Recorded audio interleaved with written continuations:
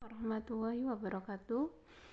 Hari ini kita akan belajar mengenai pendirian dan bentuk hukum bank umum bersama Dwi Mei Intansari. Bank umum ini kegiatannya menghimpun dana, menyalurkan kredit dan jasa-jasa lainnya seperti bank yang lain. Persyaratan pendirian bank umum yang pertama, ada ketentuan umumnya, ada pendirian bank, persetujuan prinsip, izin usaha, dan kepemilikan bank. Ketentuan umum, bentuk hukum bank. Jadi bank yang akan didirikan itu harus berbentuk hukum. Bisa dari perseroan terbatas, perseroan daerah, dan koperasi. Pendirian bank. Yang pertama, mendapatkan izin dari Gubernur Bank Indonesia yang merupakan persetujuan prinsip dan izin usaha. Yang kedua, modal minimal 3 triliun rupiah dengan syarat warga negara Indonesia dan Badan Hukum Indonesia. Warga negara Indonesia, Badan Hukum Indonesia, dan asing secara kemitraan. Kepemilikan WNA maksimal 99% dari modal yang disetorkan bank. Persetujuan prinsip. Persetujuan prinsip atau pengajuan permohonan dilakukan oleh suatu pemilik. Yang pertama, harus ada rancangan akta pendirian badan hukum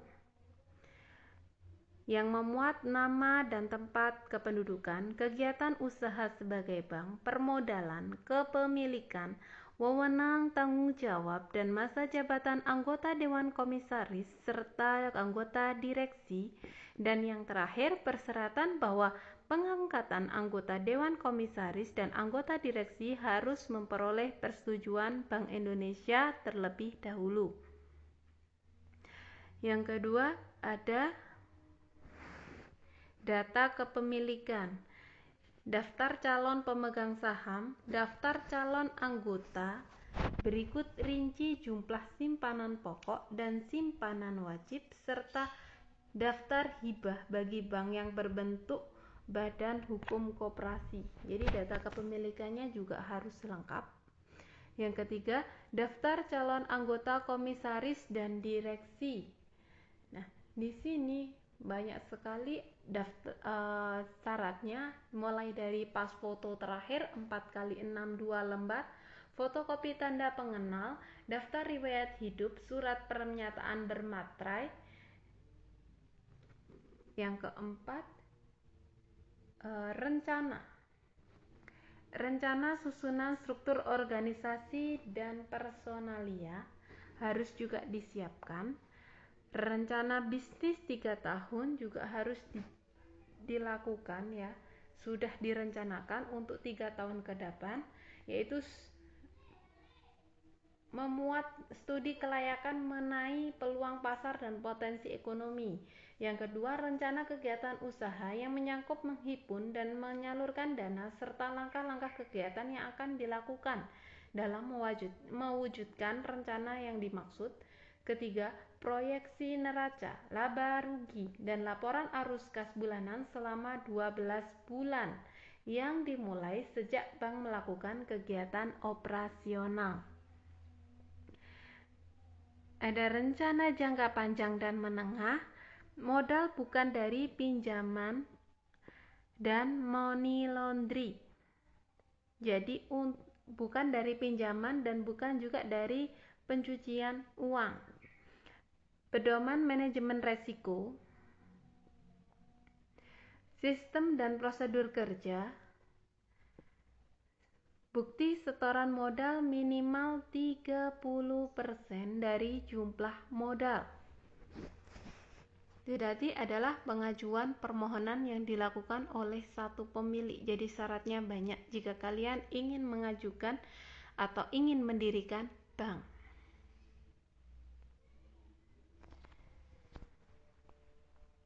Daftar calon pemegang saham.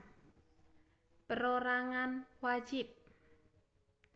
Nah, ada 2 syarat, yaitu dokumen nama dan tempat kedudukan, kegiatan usaha sebagai bank, permodalan kepemilikan, serta wewenang tanggung jawab dan masa jabatan anggota Dewan Komisaris serta anggota direksi.